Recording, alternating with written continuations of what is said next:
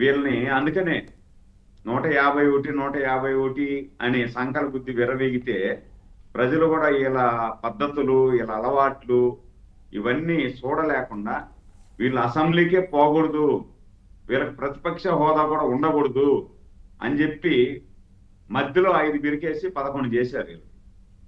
ఇప్పుడు ఏకంగా ఈ eleven Reddy, Pulivendula MLA eleven Reddy, నాకు ప్రతిపక్ష హోదా ఇస్తేనే నేను అసెంబ్లీకి వెళ్తాను, అసెంబ్లీకి వెళ్ళి నాకు ఓట్లేసిన ప్రజల వాణి వినిపిస్తాను, నాకు ప్రతిపక్ష హోదా ఇవ్వకపోతే నేను అసెంబ్లీకి పోను, నాకు ఓట్లేసిన వాళ్ళని రోడ్డు మీద వదిలేస్తాను అనే మాదిర ఇతని ప్రవర్తన ఉంది.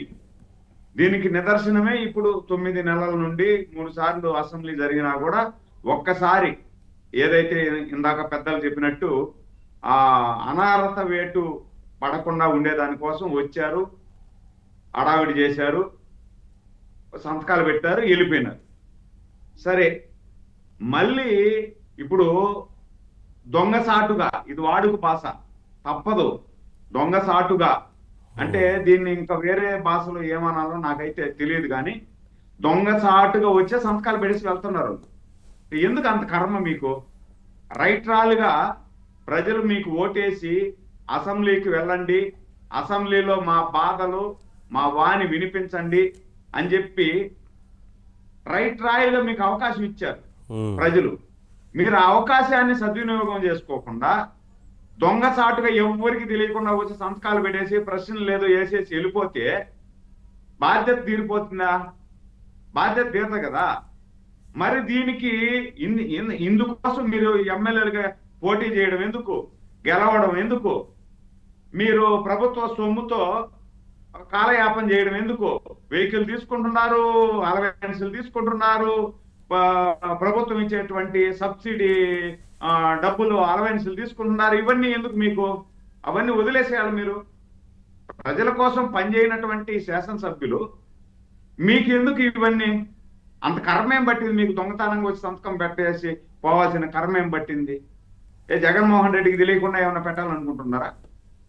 జగన్ మామూలుగా రైట్ రాయలుగా పోతే జగన్మోహన్ రెడ్డికి తెలిసిపోతుంది, జగన్మోహన్ రెడ్డి వద్దన్నాడు, అసెంబ్లీకి పోయేది వద్దన్నాడు, నాకు ప్రతిపక్ష వద్దన్నారా?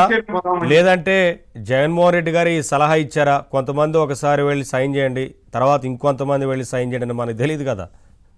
అదే నాకు ఒక అనుమానం ఏమంటే 2 విషయాలు. ఒక, జగన్మోహన్ రెడ్డికి తెలియకుండా అన్నా వచ్చి వీళ్ళు పెట్టుండాలా? మామూలుగా మనం అసెంబ్లీకి పోతే తెలిసిపోతుంది మళ్ళీ అరుస్తాడు అని. లేకపోతే జగన్మోహన్ రెడ్డి అన్నా వీళ్ళకి సలహా ఇచ్చేసి ఎందుకు ఈ 11 కూడా పొడుస్తాయి మనకు, మళ్ళా బై ఎలక్షన్ వచ్చిందంటే ఈ 11లో కూడా మనం గెలిచే పరిస్థితి లేదు, 0 మనకు వస్తుంది, 11 పోయి 0 వచ్చేస్తుంది, కాబట్టి మీరు కొన్ని రోజులు పోయి మీరు సంతకాలు పెట్టండి, ఇంకొక బ్యాచ్ ఇంకొక రోజు పోయి సంతకాలు పెట్టండి ఏమన్నా జగన్మోహన్ రెడ్డి ఏమన్నా వీళ్ళకు ఆర్డర్ వేసినాడా? అది కూడా తెలియాలి. ఇవన్నీ ఒక పక్క ఉంటే నవీన్ గారు, వీళ్ళు అసెంబ్లీలో ఏదైతే 5 సంవత్సరాలు 151 సీట్ ఇచ్చి ప్రభుత్వాన్ని నడిపించండ్రా మగడా అంటే, ఆ రోజేమో ఎక్కడా కూడా బయట వచ్చి ప్రజల కోసం పనిచేసిన పాపాన పోలేదు, ప్రజల్లో వచ్చి మీ సమస్యలు ఏంది, మీ ఇబ్బందులు ఏంది అని అడిగిన పాపాన పోలా. ఎప్పుడన్నా ప్రెస్ మీట్ పెట్టాలన్నా కూడా రికార్డ్ చేసేసి పంపించేస్తా వచ్చారు. లేదు ఏదైనా ఒక మీటింగ్ పెట్టాలా రావాలి అనుకుంటే పరదాలు సాటున, అంటే మళ్ళా నేను అదే మాట అనాల్సి వస్తుంది, పరదాలు సాటున దొంగ సాటుగా వచ్చారు. పరదాలు ఆ పక్క ఈ పక్క కట్టుకొని వచ్చే వాళ్ళని ఏమంటారు? దొంగలనే కదా అంటారు.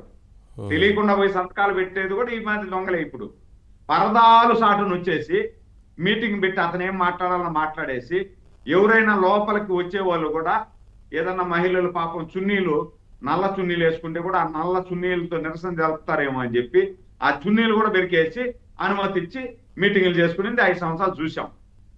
ఇవన్నీ చేసేసి ఇప్పుడు అధికారం